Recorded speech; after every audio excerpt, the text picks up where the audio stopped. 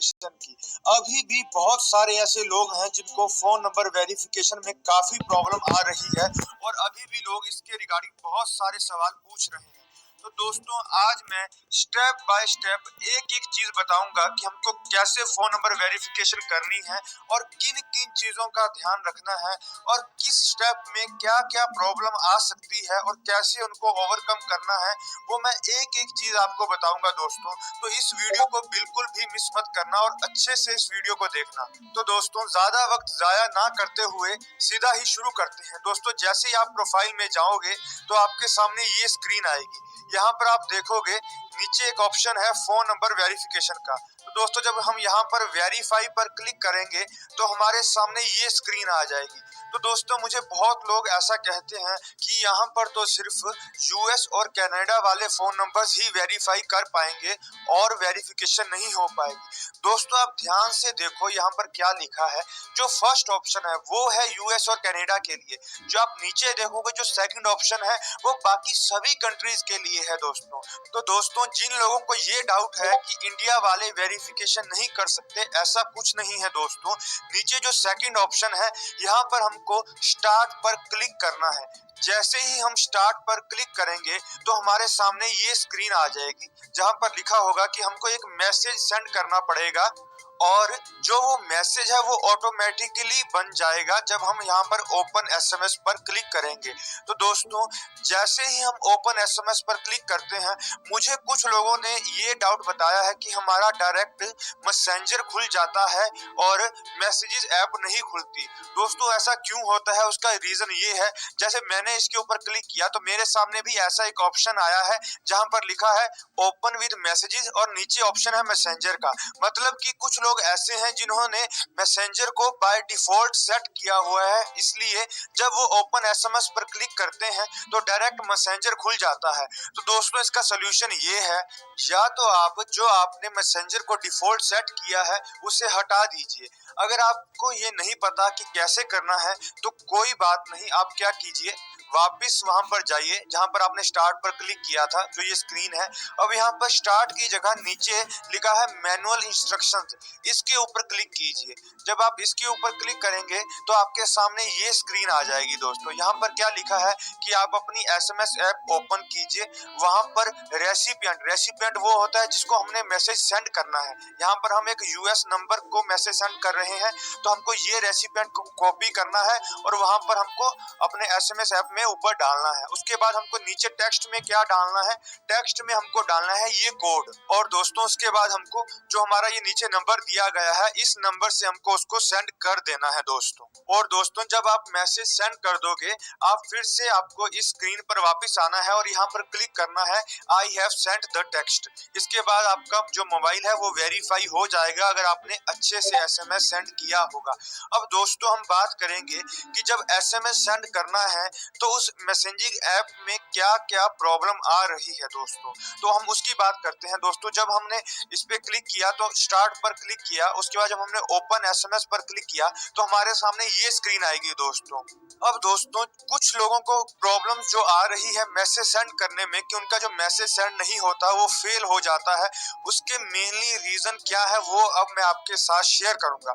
सबसे पहली बात दोस्तों कि अगर हमको इंटरनेशनल एसएमएस सेंड करना है उसके लिए हमारे पास बैलेंस होना चाहिए 5 रुपीज का, मिनिमम बैलेंस होना चाहिए इतना। अब कुछ लोग बोलते हैं सर हमारे पास अनलिमिटेड पैक है।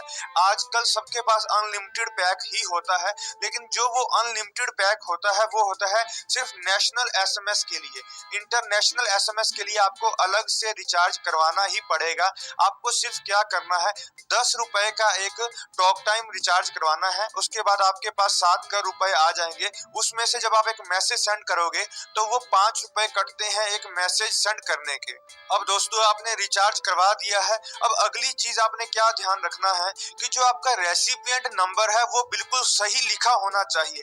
अब दोस्तों आप यहाँ पर देखेंगे जो ये स्क्रीन है, यहाँ पर ऊपर जो रेसिपिएंट है वहां पर आप देखेंगे कि जो रेसिपिएंट नंबर है वो सही नहीं लिखा है। वहां पर आगे कुछ क्वेश्चन मार्क बॉडी कुछ एक्स्ट्रा भी कुछ लिखा हुआ है दोस्तों, तो हमको इसको रिमूव करना है। तभी आप नीचे देखेंगे नीचे लिखा है can not send the message, your message has no valid recipient. मतलब जिस नंबर पर हम सेंड कर रहे हैं वो वैलिड नहीं है, क्योंकि यहाँ पर आप देखेंगे कुछ एक्स्ट्रा लिखा हुआ है। तो दोस्तों हमको ध्यान रखना है कि सिर्फ रेसिपिएंट का नंबर ही यहाँ पर होना चाहिए, उसके अलावा कुछ एक्स्ट्रा नहीं होना चाहिए। मेरे एक सब्सक्राइबर हैं टुन्नू भाई, उनको भी यही प्रॉब्लम आ रही थी। उन्होंने एक और चीज हमें बताई है इसके रिगार्डिंग, वो ये कि जब वो मैसेज सेंड कर रहे थे तो रेसिपिएंट में स्टार्टिंग में ऐसे 2 स्लैशेस भी आ रहे थे, इसकी वजह से मैसेज सेंड नहीं हो रहा था। तो दोस्तों आपको ध्यान रखना है कि सिर्फ ये नंबर ही होना चाहिए +16508220314, इसके अलावा कुछ भी नहीं होना चाहिए रेसिपिएंट में, तब ही जो आपका रेसिपिएंट होगा वो वैलिड होगा। अब दोस्तों जो अगली चीज का हमको ध्यान रखना है वो ये कि जो हमने कोड एंटर करना है वो बिल्कुल सही होना चाहिए। जैसे यहाँ पर आप देखेंगे, यहाँ पर जो ये कोड लिखा है 290842, जहाँ पर कोई भी कोड होगा ये वही कोड होना चाहिए जो हमको हमारे पाई नेटवर्क ऐप के अंदर मिला था जब हमने फोन वेरिफिकेशन पर क्लिक किया था। तो दोस्तों वो ही कोड हमको यहाँ पर डालना है, इसका ध्यान रखना दोस्तों, इसके अलावा कुछ एक्स्ट्रा नहीं डालना है। और अगली चीज जो हमको ध्यान रखनी है वो ये कि जो हमको मैसेज सेंड करना है वो सेम नंबर से करना है। आजकल सबके पास डबल सिम वाले फोन होते हैं, तो कई बार ऐसा होता है कि हम किसी और सिम से मैसेज सेंड करने की कोशिश कर रहे हैं और वो बार बार फेल हो रहा है या वेरीफाई नहीं हो रहा है। तो इसका ध्यान रखना कि जो आप मैसेज सेंड कर रहे हो वो उसी नंबर से कर रहे हो जिससे आपने पाई ऐप में रजिस्टर किया है। अब दोस्तों अगर आपने ये सारे स्टेप ध्यान से फॉलो किए हैं, कोई गलती नहीं की है, तो दोस्तों 99% चांस है कि आपका इजीली वेरिफिकेशन हो जाएगा, कोई प्रॉब्लम नहीं आएगी। लेकिन अगर आपका ऑपरेटर अलो नहीं करता इंटरनेशनल मैसेज, तब आपको प्रॉब्लम आ सकती है। तो दोस्तों मेनली मैंने जब एक सर्वे लिया था तो उसमें पता लगा कि जो सभी जियो, एयरटेल, आइडिया, वोडाफोन, इन सब से लोगों ने वेरिफिकेशन की है।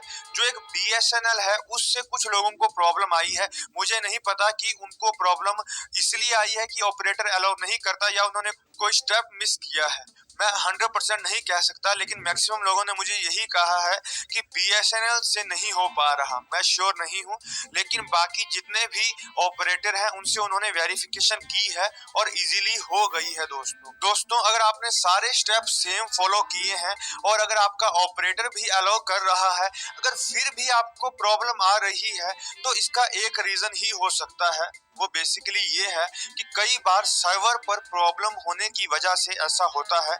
तो इसका क्या सॉल्यूशन है, आप फिर से वापस जाइए, मैनुअल इंस्ट्रक्शन में जाइए, वहां पर जहां पर लिखा है फॉर यूएसए, आप जब इस पर क्लिक करेंगे तो आपको 4 और ऑप्शन आ जाएंगे। आप यहाँ पर किसी और कंट्री के रेसिपिएंट को सिलेक्ट कर भी मैसेज सेंड कर सकते हैं, क्योंकि कुछ 1-2 लोग ऐसे भी थे जिनका यूएस से वेरिफिकेशन नहीं हो रहा था, इसलिए उन्होंने यूके मैसेज सेंड किया और उनका वेरिफिकेशन हो गया दोस्तों। तो दोस्तों मैं उम्मीद करता हूं कि अब आपके सभी डाउट्स क्लियर हो गए होंगे कि कैसे मोबाइल वेरिफिकेशन करनी है, क्या क्या प्रॉब्लम आ सकती और उसको कैसे हैंडल करना है और किस तरह से इजीली फोन वेरिफिकेशन आप कर सकते हैं। तो दोस्तों आज की वीडियो में बस इतना ही। अगर मेरी वीडियो और ये मेहनत